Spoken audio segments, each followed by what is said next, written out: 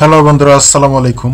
আমরা বিভিন্ন সময় বিভিন্ন জায়গায় ঘুরতে যাই। ঘুরতে গেলে সেখানে আমরা কিছু কিছু ছবি তুলে থাকি। তো ছবি তোলার পরে আপনারা এই যে দেখতে পাচ্ছেন যে আমি একটা ছবি তুলেছি। এই ছবির পিছনে এই যে দেখতে পাচ্ছেন অতিরিক্ত কিছু, এই যে ব্যাকগ্রাউন্ডের পিছনে অতিরিক্ত কিছু এই যে ছবিটার কারণে আমার ছবিটা একদম ভালো দেখাচ্ছে না। তো আমি আজকে দেখাবো যে এই ছবিগুলা কিভাবে, এই যে এরকম ভাবে আমি আপনাদের যদি দেখাই যে এরকম ভাবে মার্ক করে ধরে থাকলে, মার্ক করে দিলেই এই ছবিটি খুব সহজে রিমুভ হয়ে যাবে। এই যে দেখতে পাচ্ছেন এই ছবিটা এখান থেকে ফিনিশ হয়ে গেছে। এই যে এই ছবিটাও এখানে যদি মার্ক করে দিই, তো দেখতে পাচ্ছেন আমার ছবিটি ব্যাকগ্রাউন্ডের পিছনে যে মানুষের ছবিটি ছিল সেটি রিমুভ হয়ে গেছে। তো এখন দেখতে পাচ্ছেন আমার ছবিটি সুন্দর লাগতেছে, ব্যাকগ্রাউন্ডের পিছনে কোনো কিছুই নাই। তো এই প্রসেসটি আজকে আমি আপনাদের দেখাবো আপনার মোবাইলে যে গুগল ফটো অ্যাপসটি আছে সেটির মাধ্যমেই দেখাবো। সাধারণত গুগল ফটো অ্যাপস সবার মোবাইলেই থাকে। তো ভিডিও শুরু করার আগে ছোট্ট একটি রিকোয়েস্ট, যারা আমার চ্যানেলটি এখনো সাবস্ক্রাইব করেন নাই তারা চ্যানেলটি সাবস্ক্রাইব করে দিবেন। অলরেডি যারা সাবস্ক্রাইব করেছেন তাদেরকে অসংখ্য ধন্যবাদ। আর ভিডিওটি ভালো লাগলে অবশ্যই একটি লাইক করে দিবেন। তো বেশি দেরি করবো না, চলুন ভিডিও শুরু করা যাক। তো সেই কাজটি করতে হলে আপনাদের চলে যেতে হবে আপনাদের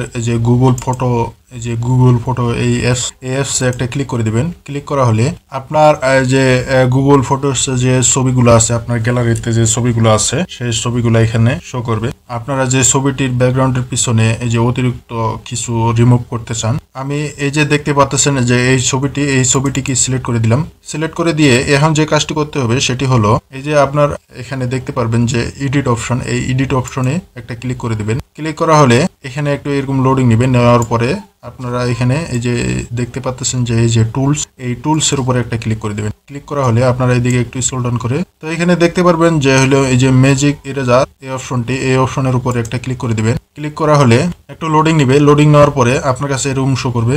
এখানে দেখতে পাচ্ছেন যে এখানে অলরেডি আমাদের মার্ক করে দেখাইছে। যদি এরকম যদি আপনার কাছে যদি মার্ক করে দেখায়, সেক্ষেত্রে আপনারা এই যে এখানে অল, এখানে ক্লিক করলেই এটা অটোমেটিক ডিলিট হয়ে যাবে। আর যদি এটা যদি এরকম যদি মার্ক করে যদি না দেখায়, তাহলে আপনারা যে কাজটি করবেন, এই ফটোটিকে আগে জুম করে নেবেন। একবারে যত জুম করে নেবেন ততই কাজটি নিখুঁতভাবে হবে। জুম করে নেওয়ার পরে এই ফটোটির আশপাশে এই যে ধরে এই যে পুরো ফটোটি এইভাবে মার্ক করার পরে এখানে এভাবে সারিয়ে দিবেন। সারিয়ে দেওয়ার পরে অলরেডি দেখতে পাচ্ছেন যে আমার এই যে এখানকার ফটোটি রিমুভ হয়ে গেছে। আবার এখানে আর একটা দেখতে পাচ্ছি আমার হাতের নিচে, এটিও মার্ক করে এই যে দেখতে পাচ্ছেন এটিও রিমুভ হয়ে গেছে।